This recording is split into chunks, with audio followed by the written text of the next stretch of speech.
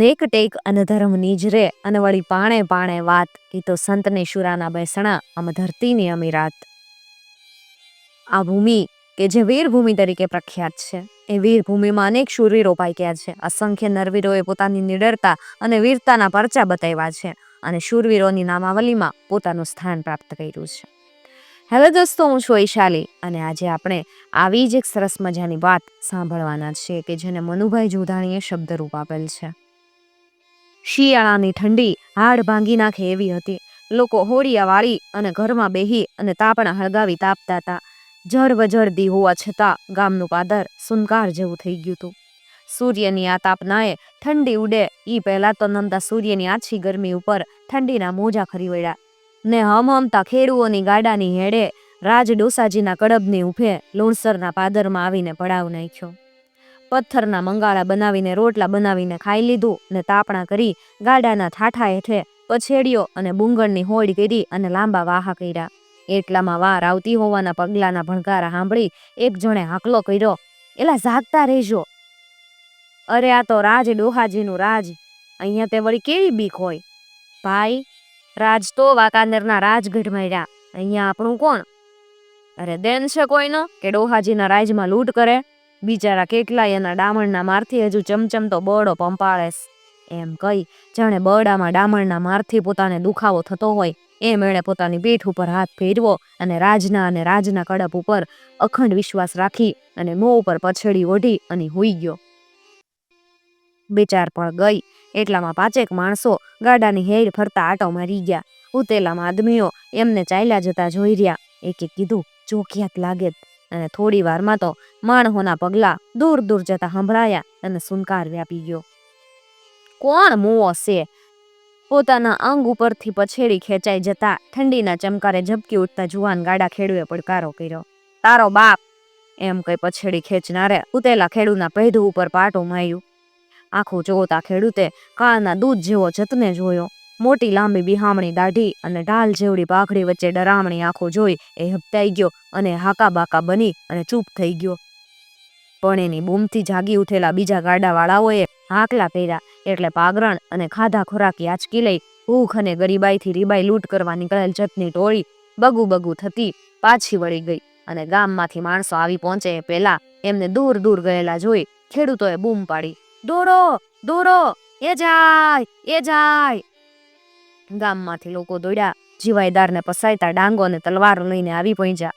પૂછપરછ કરી પણ ઉપરવાડે આવેલી જતવાડાના જત લોકોની ટોળીનો પીછો પકડવાની કોઈની હિંમત હાલી નહીં. સૌ એકબીજાના સામે મોં તાકીને ઉભા રહ્યા. ડોહાજીના રાજ્યમાં લૂંટ થાય એ રાજે લાવી દેવી પડશે. એક ગાડા ખેડૂએ એક કવડા દેખાતા આદમીને કીધું. તો જા રાજ બાહે, એમ કહી એણે ડાંગ પછાડી અને ગામ તરફ હાલવા માંડ્યું અને લોકો હસી પડ્યા. જુવાન ગાડા ખેડૂ વર ખાઈ ગયો. પોતાની અને રાજની મશ્કરી એનાથી જીરવાય નહીં. ડોસાજીની હાક વાગતી અને લોકો થરથરતા એની એને ખબર હતી. એ હાક ઉપર મદાર બાંધી એણે કીધું, અમારી લૂંટાયેલી માલમત્તા રાજ પાસેથી લઉં તો જ હું ખરો. અને એણે વાંકાનેરને માર્ગે હળી કાઢી. પાછા લોકોના હાકલા સંભળાયા, એલા લૂંટ ભરી લાવવા ગાડું તો લેતો જા. વાંકાનેર પહોંચતા એનું આખું શરીર પરસેવે રેપ ઝેપ થઈ ગયું. રાજ ડોસાજીના પગમાં પડી એણે ધા નાખી, બાપુ, તમારા રાજમાં અમને લૂંટી લીધા, અમને લૂંટી ગયા. લૂંટનું નામ સાંભળતા ડોહાજીની આંખ ફાટી. પોતાની હદમાં લૂંટ કરનારને જાનથી મારી નાખતા એમના ભાલાનો ઘા ચુકાવી નાસી જવું ભારે થઈ પડતું. પણ નાસતા શત્રુ ઉપર ભાલું નહીં ફેંકવાની એમની પ્રતિજ્ઞા કરી હતી એટલે કેટલાક ભાગી છૂટેલાને લોઢાનું ડામણ મારી અને પાડી નાખેલા અને માફી મંગાવેલી. એનો ઘા કેટલાયને ચમચમતો અને હાકના પડઘા ચોમેર પથરાયેલા. એથી કોઈ ડોસાજીના રાજ્યમાં લૂંટ કરવાની હિંમત ન કરતો. આજે અચાનક લૂંટનું નામ સાંભળતા ડોહાજીના અંગમાં આગ ઉઠી. પોતાની ઉજ્જવળ નામના ઉપર નામોશીની કાળી ટીલી એમનાથી સહન ન થઈ હતી. એમણે પ્રશ્ન કર્યો, જતડાઓએ મારા લુણસરને પાદર લૂંટ કરી? હા બાપુ, લૂંટીને જતવાડામાં ઉતરી ગયા. રાજની અમે વસ્તી, તમારો માલ રાજ્ય લાવી દે હે. એમ કહેતા ડોસાજીએ ઘોડી ઉપર રાંગ વાળી અને ડેલીએ બેઠેલા આરબે નગારે દાંડી નાખી. પણ એ દાંડીના નાદે લોકો આવી અને ભેગા થાય એ પહેલા તો ડોહાજીએ ઘોડી મારી મૂકી. ભોગાવા લગભગમાં રાજ ડોહાજીની ઘોડીના ડાબલા સંભળાતા જત લોકોએ પાછું વળીને જોયું ને ડોહાજીને ઓળખતા હાકા બાકા બની ગયા. લૂંટનો અસબાબ કાઢી નાખી નાસી છૂટે ઈ પહેલા તો ડોહાજીના ભાલામાં એક જગ પરોવાઈ ગયો અને બીજા જીવ લઈને ભાગ્યા. ડોહાજીએ ઉગામેલ ભાલો હાથમાં જ રહી ગયો અને એમણે લોઢાનું ડામણ આંગળીએ લઈ સુદર્શન ચક્રની જેમ ચક્રારે ચડાવ્યું અને જોરથી ઘા કર્યો.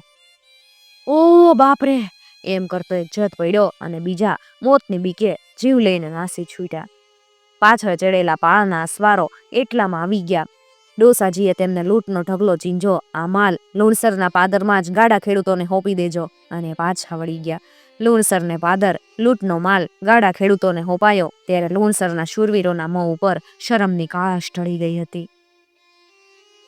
ત્યાર પછી તો કુંજડાના કળેરાટ જેવી પનિહારીઓની કાળી ચીસો ગામ હોહરવી નીકળી ગઈ. રાજ ડોસાજીની ડેલીમાં બેઠેલા લોકો રાજની મહેમાની માણી અને હમણાં જ વિદાય લેતા સુદામડાના નાજા દાધલને વળોટ આવી અને પાછા આવ્યા. એટલામાં વસ્તીની ચીસો ને બુમરાણ સાંભળી સૌ ઊંચા નીચા બની ગયા કે આ શું થયું એવો મૂક પ્રશ્ન પૂછતી આંખો એકબીજા તરફ ફેરવી. તે વસ્તીના ટોળે ટોળા ડેલી તરફ પાણીના પૂર પેઠે દોડ્યા આવતા હતા.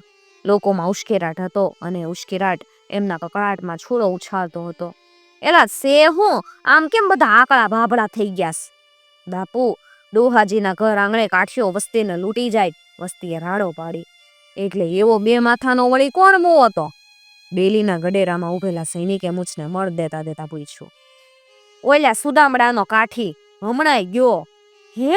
નાજો દાધલ? રાજની મહેમાની માણી હાલ્યા જતા નાજા દાધલ લૂંટ કર્યાના સમાચાર સાંભળતા સૌ આશ્ચર્યમાં પડી ગયા. નાજો દાધલ રાજ ડોસાજીની ધાકે ફફડતો. એણે ડોસાજીના પરાક્રમ સાંભળ્યા હતા. રાજ ડોસાજીને રૂબરૂ નિરખવા એ રાજનો મહેમાન બન્યો અને જતા જતા એને પોતાનું પરાક્રમ બતાવવાની ઈચ્છા થઈ આવી. ઘોડીના વેગ સાથે એના હૃદયમાં કોળાતા વિચારો જાત જાતની તરકીબો રચવા લાગ્યા, પણ ડોસાજીની ધાકે એકે વિચાર મૂર્તિમંત કરવાની એની હિંમત ન હાલી. ગામનું પાદર આવ્યું અને સામેથી ઘરેણાથી લચી પડતી વણિક કન્યાને પાણીનું બેડું ભરીને આવતી જોઈ અને એ ગણગઈનો શુકન તો હારાય છે માળા.